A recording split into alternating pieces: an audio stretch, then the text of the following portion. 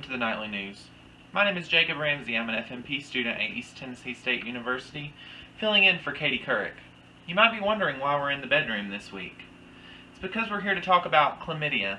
Chlamydia is a sexually transmitted infection that is a growing problem in the United States and across the world. Did you know that chlamydia is the most frequently reported infectious disease in the United States, and there are more than 131 million cases each year worldwide, according to the World Health Organization? In this public service announcement, we will cover chlamydia and how it is a health disparity for women.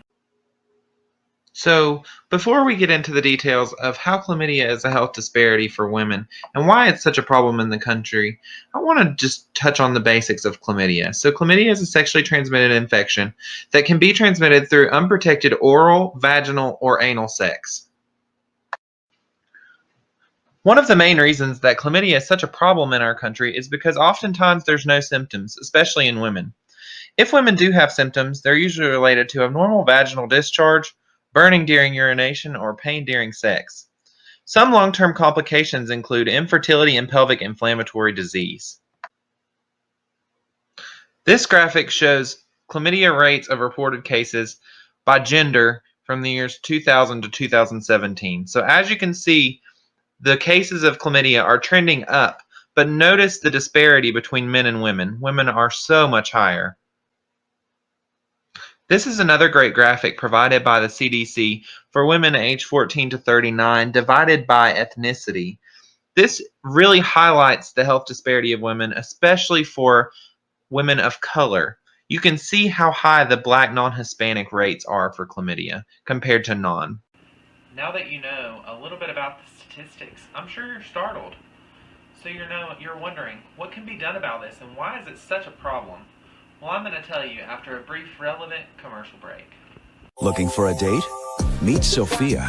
Easygoing, seductive, captivating, and has undetected chlamydia. STDs are at their highest rates ever recorded in the U.S. Use condoms. Date with Durex. Looking for a date? Meet Sam. Smart, successful, funny, and has undetected chlamydia. I'm sure you can see now why we selected these commercials for this segment. There's no way to tell by looking at a person whether they're infected with chlamydia. They may not even know they have it. That's why we rely so heavily on screening for the diagnosis of chlamydia. There are guidelines in place for young women in order to detect chlamydia. According to ACOG, all women under the age of 25 should be screened annually for gonorrhea and chlamydia. The United States Preventative Services Task Force recommends that all women under the age of 24 be screened for gonorrhea and chlamydia annually. Now this is one area that is contributing to our health disparity for women. According to our latest statistics, not all women are being screened according to guidelines. In 2017, only 57% of Medicaid patients were screened according to the guidelines set forth, while 47% of women with private insurance were screened according to the guidelines. This is contributing greatly to our health disparity among women. So I'm sure you're wondering, what can be done to improve this health disparity for women?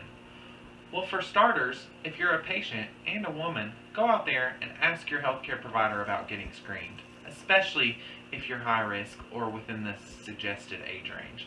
If you're a healthcare provider, screen and treat your patients according to the guidelines set in place. Some great things are on the horizon for chlamydia. There's research studies on home-based screenings for chlamydia to improve detection rates. There's research on school-based programs where young women are screened at their educational institutions. And these are beneficial to practice. Alright friends, in this PSA, we reviewed what is chlamydia, what are the symptoms or lack of symptoms, what are the statistics and how is it a health disparity for women, what's the treatment, and what can we do to make a change and reduce this health disparity for women. Everyone has a role, whether you're a patient, a provider, just a regular old citizen. Get out there. We've got to make a change to reduce this health disparity for women. We've got to change chlamydia.